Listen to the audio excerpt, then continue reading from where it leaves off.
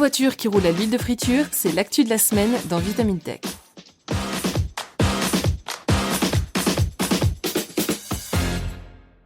Rouler à l'huile de cuisson, ça ne sera bientôt plus réservé à la voiture burger de Bob l'éponge, ou pâté buggy pour les initiés. Si depuis longtemps la France a été en retard sur ses camarades européens concernant le développement des biocarburants, il semblerait que la situation ait pris un nouveau tournant.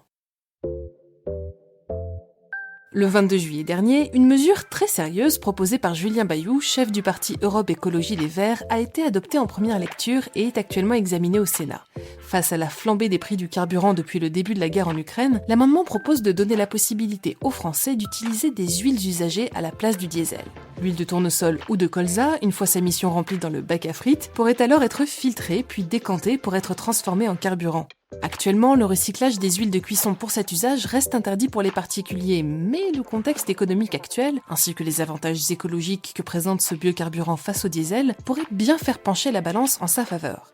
Ainsi que le déclare Julien Bayou, alors que le diesel dépasse les 2 € le litre à la pompe, cette solution permet tout à la fois de soulager immédiatement le porte-monnaie des Françaises et des Français, de limiter la pollution issue des moteurs diesel et de réduire la dépendance énergétique du pays.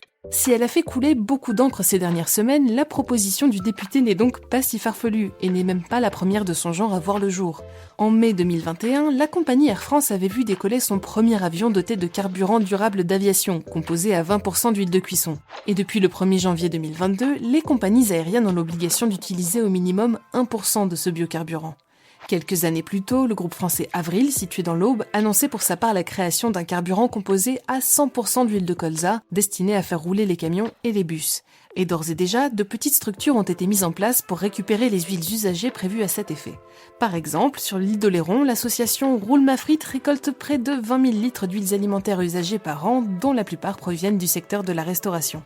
Mais la pratique ne se limite pas à la France et est même bien plus développée dans d'autres coins de l'Europe.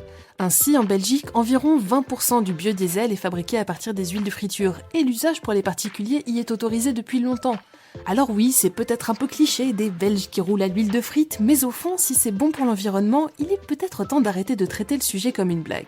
Du coup, je vous propose qu'on se penche un peu plus en détail sur les implications de ce nouveau mode de locomotion.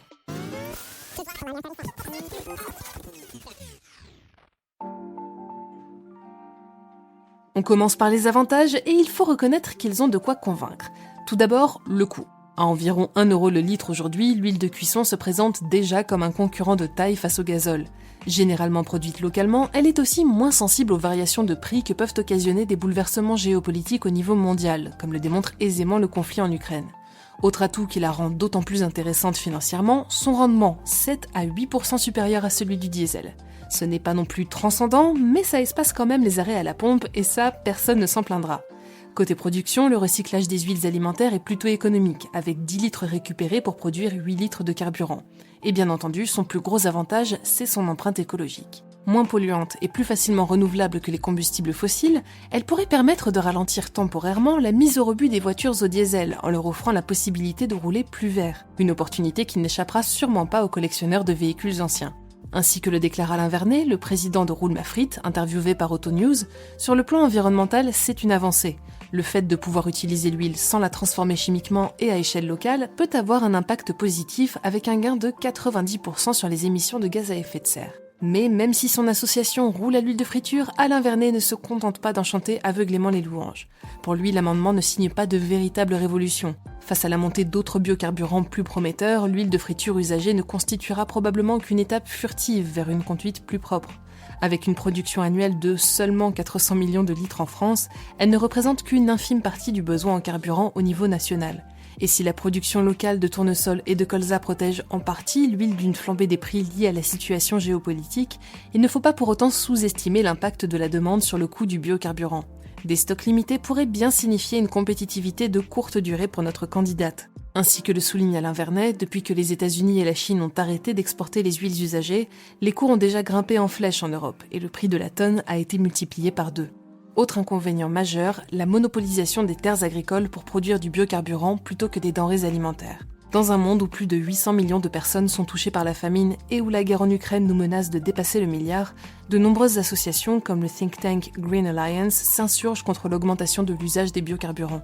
Ce dernier indique à titre d'exemple dans un récent rapport que l'ensemble des terres exploitées à l'étranger par le Royaume-Uni pour sa production de bioéthanol pourrait nourrir à elle seule 3,5 millions de personnes.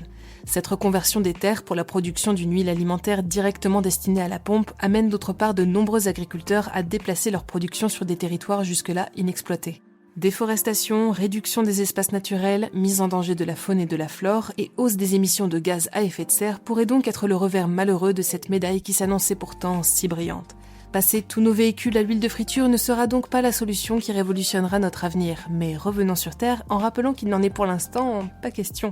Une fois ces limitations prises en considération, l'amendement proposé par Julien Bayou reste une évolution dans le bon sens. Et si la production actuelle d'huile usagée ne saura pas pourvoir aux besoins de tous, il n'y a pas de raison pour que les 400 millions de litres qui reposent actuellement dans nos bacs à frites ne commencent pas d'ores et déjà à connaître une seconde vie. C'est tout pour cet épisode de Vitamine Tech. Une fois encore, je vous invite à nous retrouver sur vos applications de podcast préférées pour vous abonner à ce nouveau podcast et ne manquer aucun épisode à venir. Des nouveautés arriveront dès la rentrée, alors assurez-vous de nous suivre et n'hésitez pas à nous laisser un commentaire pour nous dire ce que vous pensez de ce nouveau format. Sur ce, je vous souhaite à toutes et tous une excellente journée et je vous dis à la semaine prochaine dans Vitamine Tech.